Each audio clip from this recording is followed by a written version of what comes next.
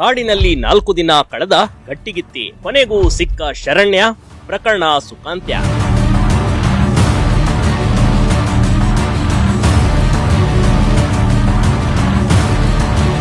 ಒಂದು ಕಾಡಿನಲ್ಲಿ ಬೆಳಕಿದ್ದಾಗಲೇ ಹೋಗೋದಕ್ಕೆ ಹಿಂದೆ ಮುಂದೆ ಜನ ನೋಡ್ತಾರೆ. ಅಂಥದ್ರಲ್ಲಿ ನಾಪತ್ತೆಯಾಗಿದ್ದ ಮಹಿಳೆ 3 ರಾತ್ರಿ ಒಬ್ಬಂಟಿಯಾಗಿ ಕಾಡಿನಲ್ಲಿ ಕಳೆದಿದ್ದಾಳೆ. ಹೇಳಿ ಕೇಳಿ ದೊಡ್ಡ ಅರಣ್ಯ ಪ್ರದೇಶ ಕಣ್ರಿ ಅದು. ಅಲ್ಲಿ ಕಾಡಾನೆಗಳ ಭೀತಿ ಇರುವಂತ ಕಾಡಿನಲ್ಲಿ ಯಾವುದೇ ಆಯುಧಗಳಿಲ್ಲದೆ ಈ ಮಹಿಳೆ ಬಚಾವಾಗಿ ಬಂದಿದ್ದೆ ದೊಡ್ಡ ಅಚ್ಚರಿಗೆ ಕಾರಣವಾಗಿದೆ.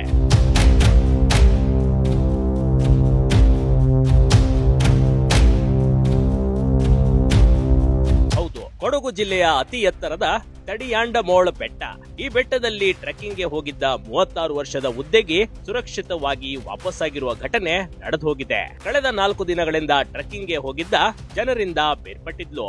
ಟ್ರೆಕ್ಕಿಂಗ್ ನಲ್ಲಿ ಕಣ್ಮರೆಯಾಗಿದ್ದ ಶರಣ್ಯ ಕೊನೆಗೂ ಪತ್ತೆಯಾಗಿದ್ದಾಳೆ.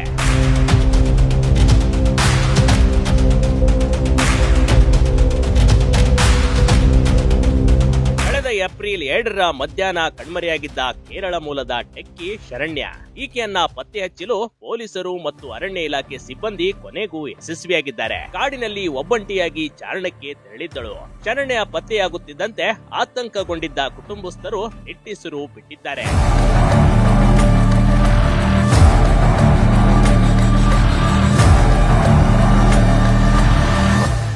ಐಟಿ ಉದ್ಯೋಗಿಯಾಗಿರುವ ಕೇರಳ ಮೂಲದ 36 ವರ್ಷದ ಶರಣ್ಯ ಕೇರಳದಿಂದ ಕೊಡಗು ಜಿಲ್ಲೆಗೆ ಆಗಮಿಸಿದ್ಲು. ಕಗ್ಗಬ್ಬೆ ಗ್ರಾಮದಲ್ಲಿ ಖಾಸಗಿ ಹೋಮ್ ಸ್ಟೇ ನಲ್ಲಿ ತಂಗಿದ್ಲು ಕಣ್ರಿ. ಬಳಿಕ ತಡಿಯಾಂಡಮೋಳ ಬೆಟ್ಟಕ್ಕೆ ಟ್ರೆಕ್ಕಿಂಗ್ ನಲ್ಲಿ ತೆರಳಿ ನಾಪತ್ತೆಯಾಗಿದ್ಲು. ಗುರುವಾರ ಮಧ್ಯಾಹ್ನ 2 ಗಂಟೆಗೆ ಕರೆ ಮಾಡಿ ದಾರಿ ತಪ್ಪಿದ್ದಾಗಿ ಮಾಹಿತಿ ನೀಡಿದ್ಲು. ಇದಾದ ನಂತರ ಸಂಪರ್ಕಕ್ಕೆ ಸಿಗದೆ ಕಣ್ಮರೆಯಾಗ್ಬಿಟ್ಟಿದ್ಲು.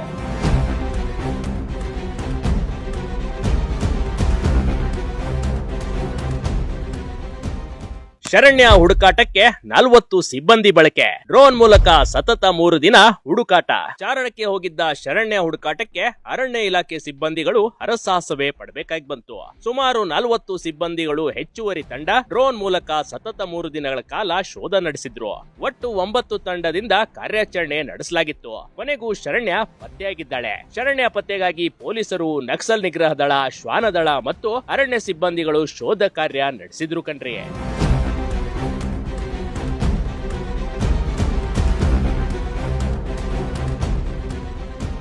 ಕಾಡಿನಲ್ಲಿ 3 ದಿನ ಕಳೆದ ಶರಣ್ಯ. ಬೆಟ್ಟದಲ್ಲಿ ನಾಪತ್ತೆಯಾಗಿದ್ದ ಶರಣ್ಯಳನ್ನ ಹುಡುಕಲು ಅರಣ್ಯ ಇಲಾಖೆ ಸಿಬ್ಬಂದಿ ಬೆಟ್ಟದ ಮೂಲೆ ಮೂಲೆ ಹುಡುಕಿದ್ರು. ಆದ್ರೆ ಭಾನುವಾರ ಸಂಜೆ ಬೆಟ್ಟದಲ್ಲಿ ಹುಡುಕಾಟ ನಡೆಸುತ್ತಿದ್ದಾಗ ಯುವತಿ ಶರಣ್ಯ ಪತ್ತೆಯಾಗಿದ್ದಾಳೆ. ಕಾಡಿನಲ್ಲಿ 3 ದಿನಗಳನ್ನ ಒಬ್ಬಂಟಿಯಾಗಿ ಕಳೆದ ಶರಣ್ಯನನ್ನ ವೈದ್ಯರು ತಪಾಸಣೆ ನಡೆಸಿದ್ದಾರೆ. ಇನ್ನು ಸ್ಥಳಕ್ಕೆ ಭೇಟಿ ನೀಡಿದ ಶಾಸಕ ಎಸ್ ಪೊನ್ನಣ್ಣ ಶರಣ್ಯ ಆರೋಗ್ಯ ವಿಚಾರಿಸಿದ್ದಾರೆ. ಪೊಲೀಸ್ ಇಲಾಖೆ, ಅರಣ್ಯ ಇಲಾಖೆ, ಗ್ರಾಮಸ್ಥರು ಸಾಥ್ ನೀಡಿದ್ರು.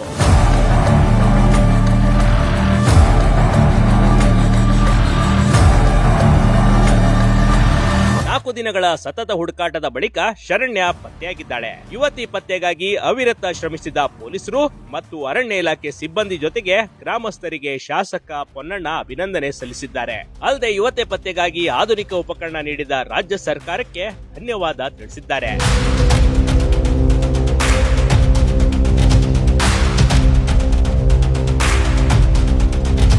15 ಮಂದಿ ತಂಡದೊಂದಿಗೆ ಶರಣ್ಯ ಚಾರಣಕ್ಕೆ ಹೋಗಿದ್ದರು. ಒಟ್ಟು 4 ಕಿಲೋಮೀಟರ್ ಚಾರಣ ಹಮ್ಮಿಕೊಂಡಿದ್ರು. ಒಟ್ಟು 9 ತಂಡದ ಮೂಲಕ ಕಾರ್ಯಾಚರಣೆ ನಡೆಸಿ ಅರಣ್ಯ ಅಧಿಕಾರಿಗಳು ಹಾಗೂ ಸ್ಥಳೀಯ ಬುಡಕಟ್ಟು ಜನಾಂಗದ ಜೊತೆಗೂಡಿ ಕಾರ್ಯಾಚರಣೆ ಮಾಡಲಾಗಿತ್ತು. ಹಾಗೋ ಹೀಗೋ ಕೊನೆಗೂ ಶರಣ್ಯನನ್ನ ಪತ್ತೆ ಹಚ್ಚಲಾಗಿದೆ. ಅರಣ್ಯದಲ್ಲಿ ಕಳೆದುಕೊಂಡ ಮಹಿಳೆ ಸೇಫ್ ಆಗಿ ಮರಳಿ ಬಂದಿರೋದು ಯಾವುದೇ ಸಾಹಸಕ್ಕಿಂತ ಕಡಿಮೆ ಇಲ್ಲ.